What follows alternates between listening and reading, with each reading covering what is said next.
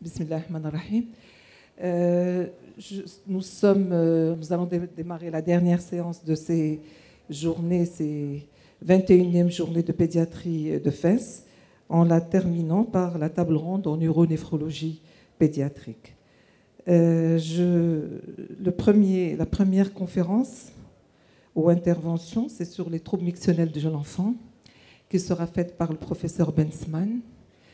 Le professeur Bensman, c'est lui qui a créé le service de néphrologie pédiatrique à l'hôpital Trousseau et il est actuellement consultant à l'hôpital Necker. À vous la parole, professeur Bensman. Merci. Donc merci pour cette invitation. D'autre part, j'ai été très impressionné par la qualité des intervenants qui m'ont précédé, donc je vais essayer de faire au moins aussi bien qu'eux.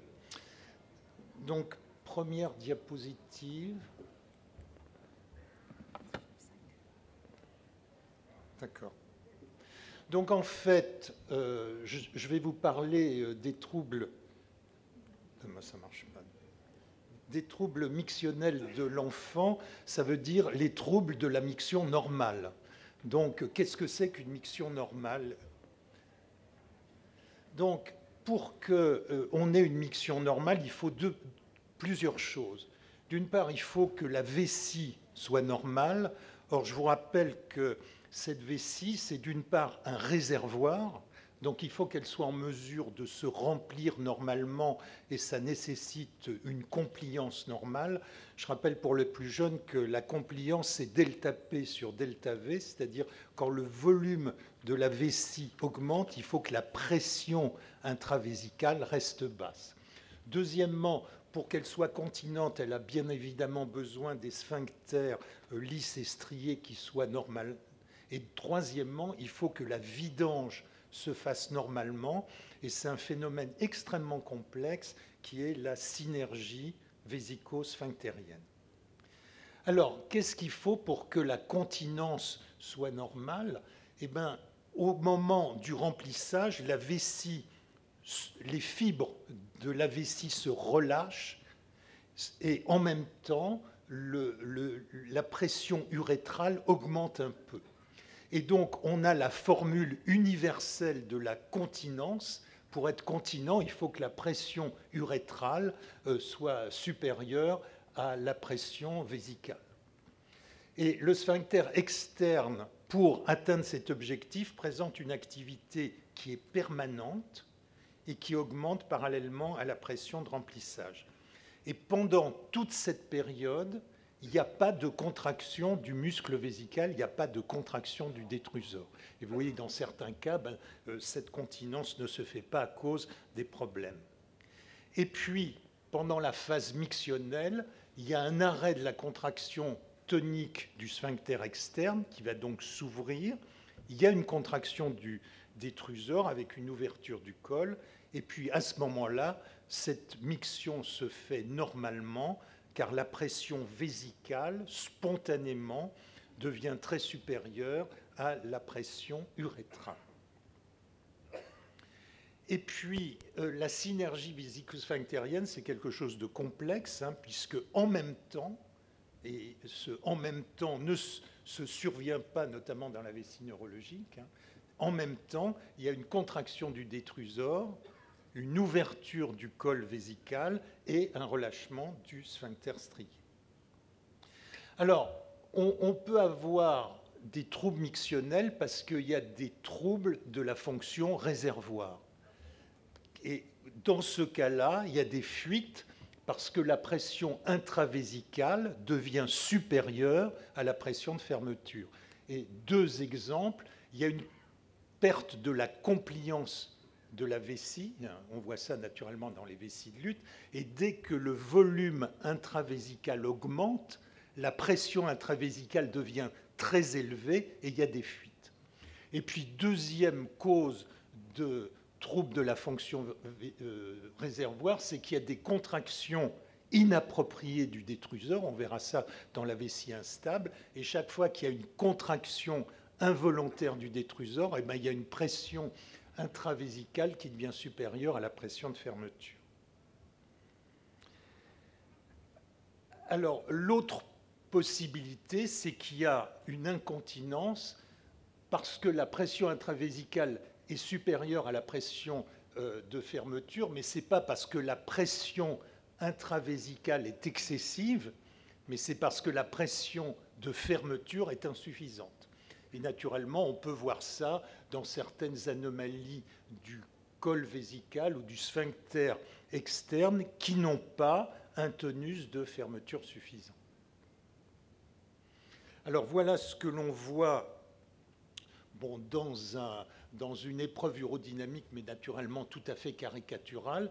Vous voyez que pendant... Bon, la flèche ne marche pas, peu importe.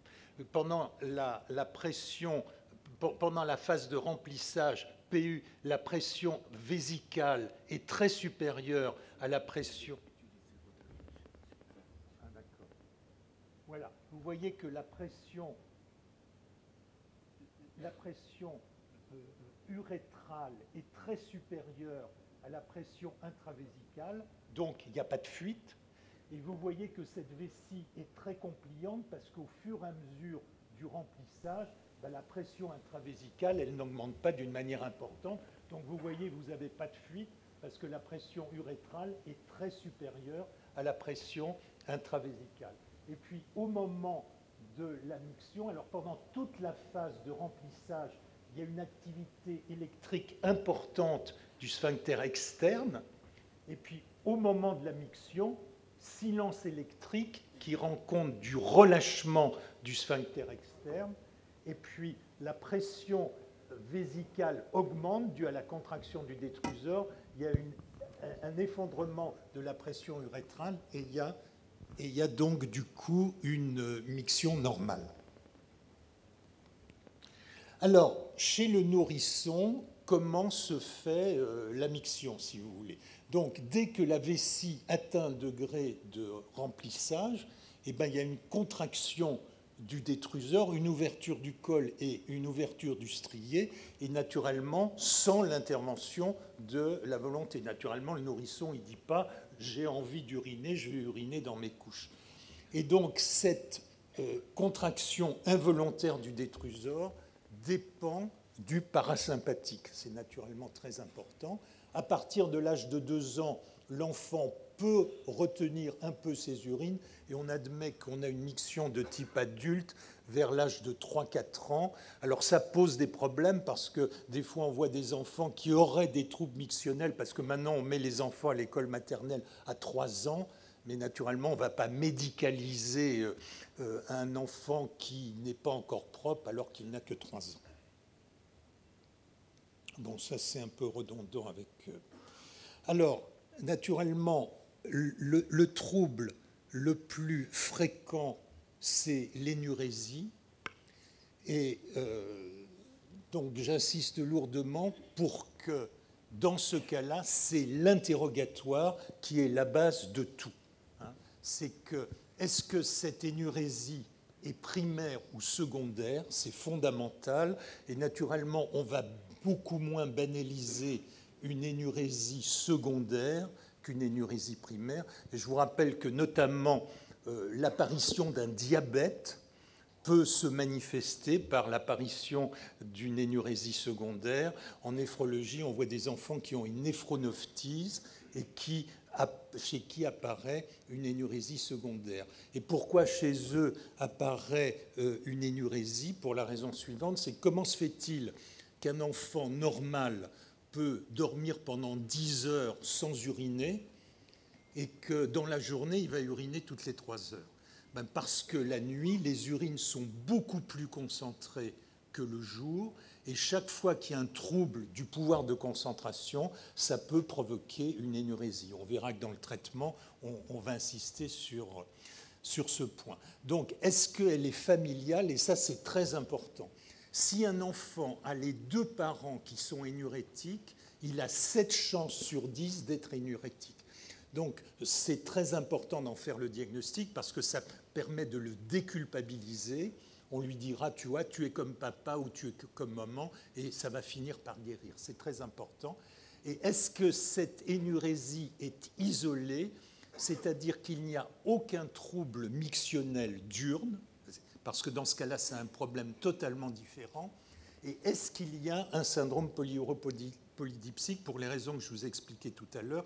Et naturellement, c'est d'autant plus préoccupant que quand on pose à la question « Est-ce que votre enfant se lève la nuit pour boire ?» et s'il répond oui, manifestement, on n'est pas dans le cadre d'une énurésie banale. Donc, première possibilité qui est la plus fréquente, on est en présence d'une énurésie primaire, plus ou moins familiale, isolée. Donc c'est une énurésie simple, il n'y a aucun examen complémentaire, mais j'insiste bien, aucun. C'est complètement idiot, je pèse mes mots, de demander des échographies, notamment chez un enfant qui a une énurésie. Alors par contre, je considère que la bandelette urinaire fait partie de l'examen clinique, j'appelle ça le stéthoscope du rein. On ausculte le cœur avec un stéthoscope et on ausculte le rein avec une bandelette urinaire. Et il est bien évident qu'on fera une bandelette et on s'assurera qu'il n'y a ni protéinurie, ni hématurie, ni leucocyturie. Alors, quel est le traitement lorsqu'il s'agit d'une forme simple? Eh bien, comme il y a, même chez un enfant qui a une énurésie banale, un trouble du pouvoir de concentration la nuit, on essaiera une restriction hydrique le soir. Alors l'autre point, j'insiste lourdement sur le lever nocturne. C'est sûr que certains enfants, quand les parents vont se coucher à 23-24 heures, on le réveille et il va uriner. Chez certains enfants, ça évite qu'ils se réveillent le matin étant mouillé. Or, la seule complication pour moi de l'énurésie, c'est l'atteinte à l'estime de soi. Et il est bien évident que quand l'enfant se réveille sec, ça peut être très bénéfique. Cependant, il faut être extrêmement prudent. Si le réveil nocturne se passe mal, l'enfant crie, se débat, on arrête tout de suite. Si on a l'impression qu'on a perturbé son sommeil et que dans la journée, il est moins bien, on arrête tout de suite aussi. Alors, le dernier point, c'est le mini-rein MELT, qui est logique, puisque le mini-rein entraîne c'est de l'ADH. Donc, ce qu'il manque à l'enfant qui est énurétique, c'est-à-dire une sécrétion insuffisance d'ADH de la nuit, on va lui en donner. Il faut savoir que le mini-rein MELT, mal prescrit, peut être dangereux.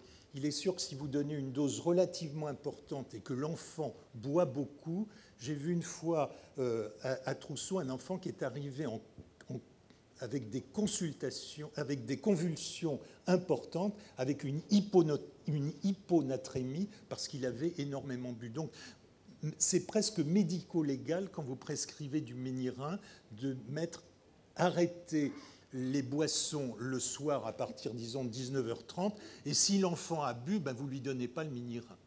Alors, le dernier point, c'est le système d'alarme qu'on appelle pipi-stop.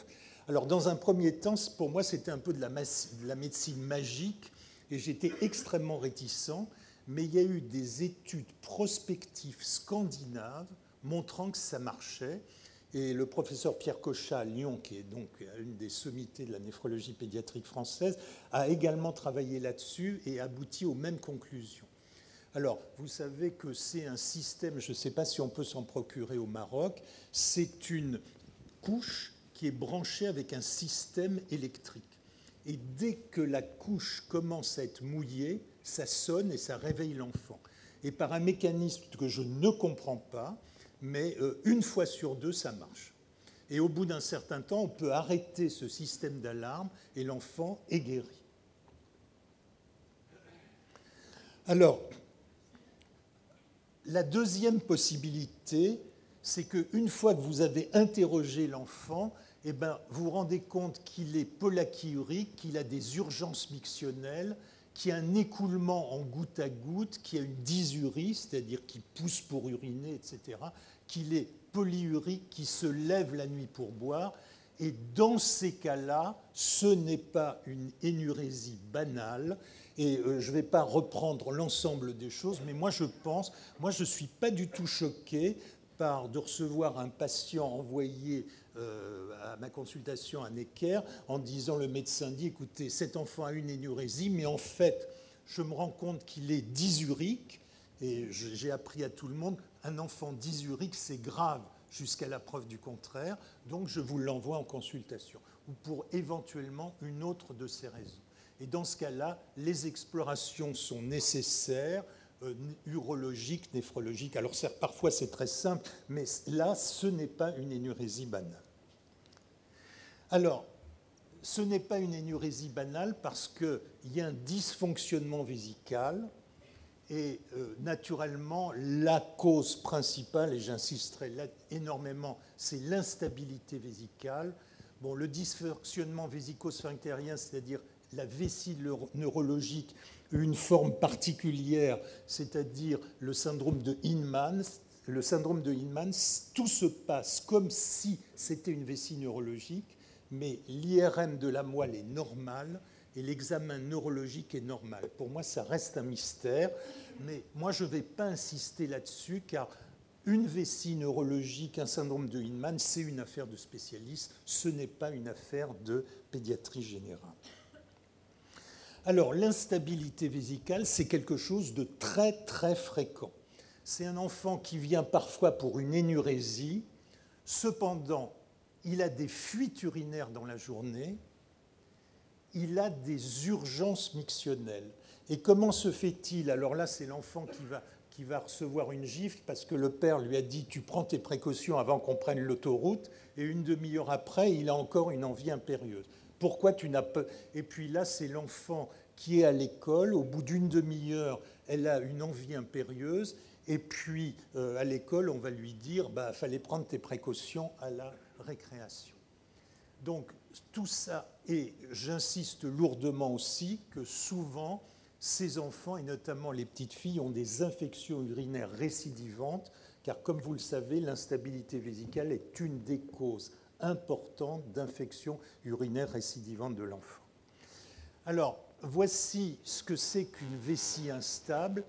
Là, les épreuves urodynamiques chez le nourrisson et chez l'adulte, je ne vais pas revenir, mais voilà ce que c'est théoriquement une épreuve urodynamique chez un enfant qui a une vessie instable. C'est-à-dire que la vessie se remplit, et puis vous voyez, toc, toc, là, il y a une contraction involontaire du détrusor, et donc le sphincter strié hyper réagit, mais des fois, quand cette pression, cette contraction du détrusor est trop importante, eh bien, il y aura des fuites. Par contre, la miction est strictement normale et il y a un relâchement normal du sphincter strié. Alors, qu'est-ce qui se passe? Pourquoi est-ce qu'il y a des infections urinaires récidivantes chez ces enfants? Pour la raison suivante, c'est que la partie terminale de l'urètre n'est pas stérile. Or, quand il y a une contraction involontaire du détrusor, eh ben, il y a quelques gouttes d'urine qui vont aller laver cette partie non stérile, mais comme l'enfant ne veut pas que ça soit l'inondation, ben, une partie de ces urines qui ont été infectées remonte dans la vessie. Et donc, ça favorise les infections urinaires basses. Mais ça favorise également le reflux vésico-urétéral, car les pressions intravésicales augmentent et ce reflux vésico-urétéral peut naturellement favoriser les pyélonéphrites aiguës. Et je disais, quand j'étais professeur à Paris 6, aux étudiants, si dans une question sur infection urinaire, il n'y a pas mentionné instabilité vésicale, vous n'aurez pas la moyenne à la question parce que vous n'avez pas évoqué une des causes principales d'infection urinaire basse et pyélonéphrite aiguë chez l'enfant. Alors, les données de la littérature sont anciennes, mais vous voyez, M. Averroust à Montpellier avait publié sur plus de 1000 enfants. Donc, ça prouve que ce n'est pas du pinaillage de spécialistes. 95% de ces enfants avaient des mictions impérieuses et une pollakiurie, et vous voyez que 74% de ces enfants étaient énurétiques. Alors, c'est une prédominance de filles. Beaucoup avaient des infections urinaires basses, mais beaucoup également avaient un reflux vésico-urétéral. Et voici des publications également de 2 chirurgiens pédiatres européens. Vous voyez que Koff avait fait une étude prospective sur 6 ans et il considérait qu'en cas de reflux vésico-urétéral, il y avait 3 fois plus de résolution du reflux avec le traitement de l'instabilité vésicale que sans traitement. Et Schulman, 53% de disparition du reflux vésico-urétéral lorsqu'on traite l'instabilité vésicale. Donc si vous envoyez un de vos patients qui a un reflux vésico-urétéral à un urologue pédiatre, que votre enfant a une instabilité vésicale et que l'urologue pédiatre veut l'opérer, il faut changer d'urologue pédiatre. Donc, l'instabilité vésicale, si on traite l'instabilité vésicale, l'évolution des infections urinaires sous traitement, il y a une stérilisation au long cours dans 65% des cas, sans autre traitement anti-infectieux que la désinfection des urines. Donc, un enfant qui a des infections urinaires basses récidivantes avec instabilité vésicale, le traitement des infections urinaires récidivantes, ce n'est pas l'antibioprophylaxie au long cours, c'est le traitement de l'instabilité vésicale.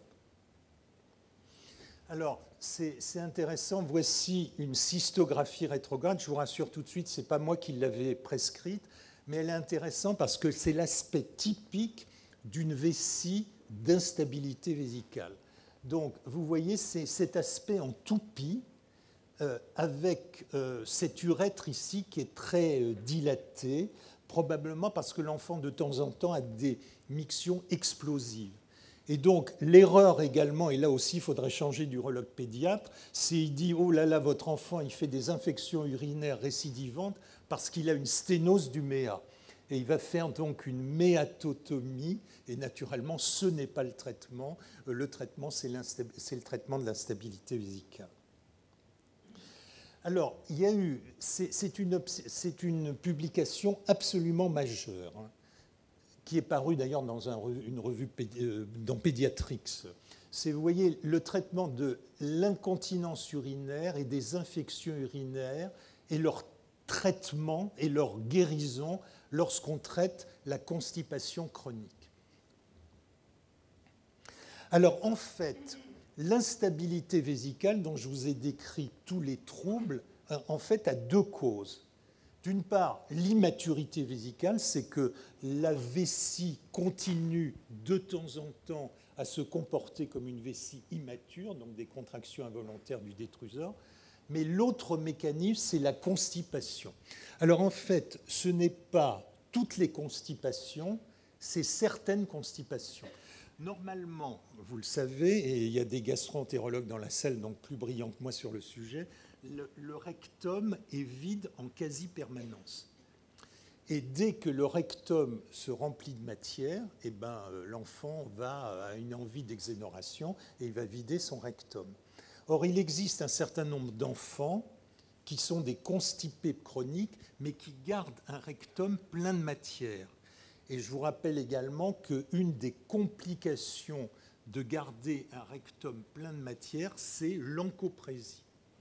Donc, dans l'interrogatoire qu'il faut faire également, c'est est-ce que votre enfant est encoprésique?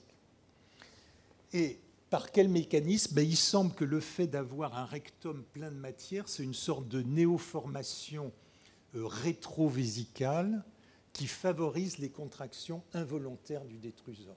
Or, c'est fondamental d'en faire le diagnostic, parce que imaginez que ça soit dit à une constipation chez un enfant qui en plus est encoprésique. Vous allez lui donner du ditropan, c'est-à-dire un atropinique, vous avez tout faux parce que vous allez aggraver les troubles. Donc la démarche est la suivante. 1, vous faites le diagnostic et uniquement par l'interrogatoire de l'instabilité vésicale. De 2 choses l'une, où on trouve une constipation plus ou moins avec encoprésie, il faut la traiter. Et ce n'est que chez un enfant qui n'est plus constipé, qui n'est plus encoprésique et qui garde les signes d'instabilité vésicale, qu'à ce moment-là, on pourra dire qu'en plus, il a une immaturité vésicale et qu'il faudra les traiter. Naturellement, j'insiste également, c'est que l'instabilité vésicale, on ne fait pas de diagnostic avec des épreuves urodynamiques. Parce que si vous faites des épreuves urodynamiques, 1 fois sur 2, elles sont normales. Mais ça veut dire quoi? Ça veut dire que votre épreuve urodynamique a duré, par exemple, 1 demi-heure. Donc, pendant 1 demi-heure, votre enfant, il n'a pas eu de contraction involontaire du détruseur. Mais vous n'avez pas exploré les 23 heures qui restent. Alors que l'intérêt de l'interrogatoire, c'est que ça étudie 24 heures sur 24. Donc, vous ne ferez jamais d'épreuve urodynamique en cas d'instabilité vésicale. Donc le traitement de l'instabilité vésicale, c'est avant tout l'oxybutynin. Il y a d'autres molécules comme le Vésicar, mais je n'insisterai pas. Donc c'est un parasympatholytique qui empêche les contractions involontaires du détrusor.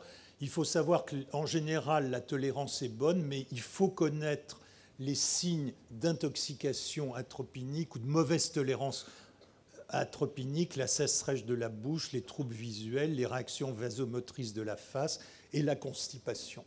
Mais dans un grand nombre de cas, il y a une efficacité de 70%. Et vous êtes un peu un médecin miracle, là. Ils ont été voir le médecin, il a fait une prescription, l'enfant ne mouille plus sa culotte et il n'a plus d'infection urinaire. Donc c'est le gros succès de la médecine, là. Voilà, donc l'autre point, c'est la vessie neurologique, voire le syndrome de Hyndman. Donc pour moi, ce n'est pas un sujet de pédiatrie générale et de médecine générale, c'est un rôle de médecin spécialiste. Et naturellement, soit le pédiatre va envoyer l'enfant avec une IRM de la moelle, et à ce moment-là, ou soit, moi je trouve que c'est très bien, il y a des signes évoquant une vessie neurologique ou un obstacle sous-vésical, c'est-à-dire que l'enfant pousse pour uriner, il met un temps anormal pour aller pour vider sa vessie, et parfois il a une échographie rénale qui montre une vessie épaissie et une dilatation urétéro-piélocalicienne. Donc, ce sont des fuites urinaires, et moi j'ai vu plusieurs fois des enfants qui m'étaient adressés pour énurésie. Or, le simple interrogatoire montrait fuite urinaire, dysurie et vessie rétentionniste, bien évidemment. Alors, le drame, j'espère peut-être qu'au Maroc, vous faites de la meilleure médecine qu'en France, parce que moi, à plusieurs reprises, l'enfant, avant de venir me voir, il avait été vu par des psychologues, car naturellement, l'enfant qui a des fuites urinaires, c'est d'origine psychologique. C'est faux dans 100% des cas. Dans 100% des cas. Par contre, naturellement, cela, c'est une telle atteinte à l'estime de soi que ça peut entraîner des problèmes psychologiques, mais il ne faut pas prendre le problème à l'envers. Et naturellement, si l'enfant vient déjà avec une échographie, voire avec une cystographie rétrograde, on verra une vessie diverticulaire, un détruseur épaissi, une dilatation urétéro-piélocalicielle. Alors, dans ce cas-là, naturellement, on a besoin de faire des épreuves urodynamiques pour répondre à un certain nombre de questions, mais là, je ne vais pas rentrer dans les détails. Donc vous voyez, voici un aspect de vessie sur une échographie. Vous voyez un détruseur extrêmement épaissi qui correspondait à ce détruseur très épaissi. Alors voici une épreuve urodynamique un peu caricaturale, mais qui explique ce que c'est qu'une vessie neurologique. Vous voyez que la vessie se remplit, et au moment de la miction, eh ben, l'enfant, il pousse pour uriner. Et pourquoi il pousse pour uriner? Parce qu'il a un obstacle sous-vésical. Au lieu d'avoir ce silence électrique qui correspond au relâchement complet du sphincter strié, eh ben, au contraire, il y a même une hyperactivité. Donc, il doit pousser pour uriner. Et donc là, maintenant, je crois que ça ne se fait quasiment plus dans les épreuves urodynamiques parce que c'est très traumatisant pour l'enfant, mais des fois, on mettait une sonde rectale qui montrait qu'au moment de la miction, l'enfant poussait pour uriner. Donc c'est ça, en fait, la vessie neurologique. Alors naturellement, le traitement, je ne vais pas entrer dans les détails, mais il est logique, il faut vider la vessie en amont d'un obstacle fonctionnel. Et c'est parce que la vessie se vide en amont d'un obstacle fonctionnel qu'il y a cette vessie de lutte. Donc, le seul moyen, c'est naturellement des sondages itératifs. Alors, j'ai une histoire extrêmement triste d'un enfant qui était venu me voir parce qu'il avait une vessie neurologique typique et on avait fait le diagnostic de syndrome de Inman. Et donc, j'ai expliqué aux parents qu'il fallait faire des sondages itératifs. Ils ont demandé un deuxième avis, ce qui est tout à fait respectable, mais je croyais qu'ils iraient demander un deuxième avis à l'hôpital Robert Debré ou à Necker, par exemple. En fait, ils ont été voir un homéopathe dans le 9-3 et qui leur a dit, à Trousseau, on vous a dit n'importe quoi. D'accord ? Puisque comme vous avez une IRM de la moelle normale, votre enfant, il n'a pas besoin de vessie neurologique, il n'a pas besoin de sondage itératif. Et j'ai appris que 3 ans après, cet enfant était en hémodialyse. Voilà. Voilà, donc vous voyez, la conclusion, c'est fréquence de l'énurésie primaire qui ne nécessite aucune exploration complémentaire, grande fréquence de l'instabilité vésicale et gravité du dysfonctionnement vésico-sphinctérien s'il est mal pris en charge. Et vous voyez, je vous en ai donné un exemple. Les troubles mictionnels ne sont pas dus à des problèmes psychologiques, mais mal pris en charge, ils peuvent être source de troubles psychologiques comme perte de l'estime de soi, etc. Alors, je ne sais pas, j'ai l'impression que j'ai sauté une diapositive parce que, naturellement, là, je vous ai parlé des troubles mictionnels, mais on peut avoir des fuites urinaires dues à des troubles urologiques, notamment, vous savez, une duplication de la voie excrétrice avec l'urtère du pied long supérieur qui s'abouche dans la vessie, ou un trouble urétral dû...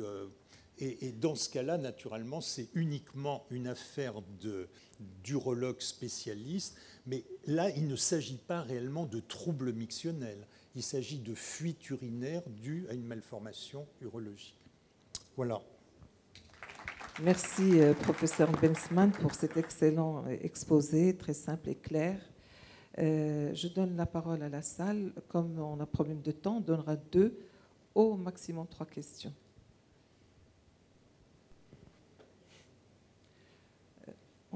Oui.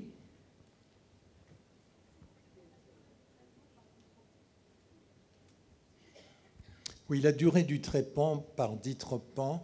Donc la réponse, la durée, c'est un certain temps.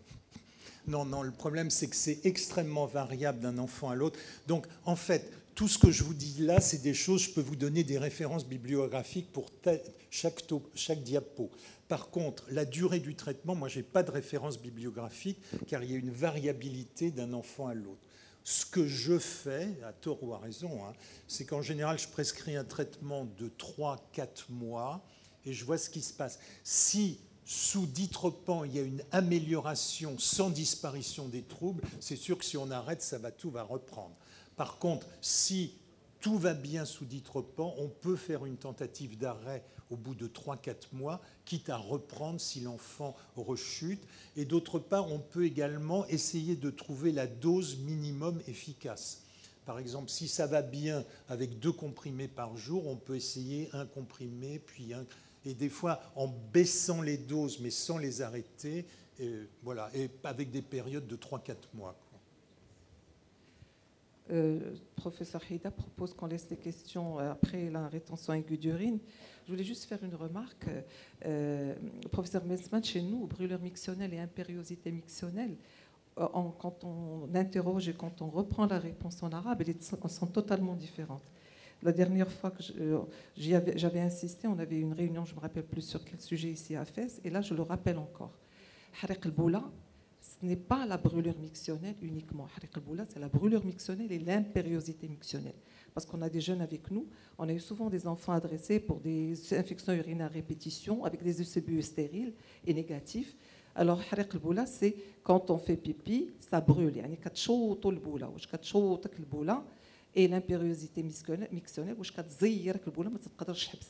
et là, on fait la part des choses. Est-ce qu'on est devant l'impériosité ou on est devant la brûlure mictionnelle? Je suis désolée de faire de maroccaniser notre interrogatoire. Bonjour, donc opté pour la communication suivante, professeur Abdillah, chef de service de chirurgie viscérale et notre référent pour la prise en charge des uropathies malformatives à FES.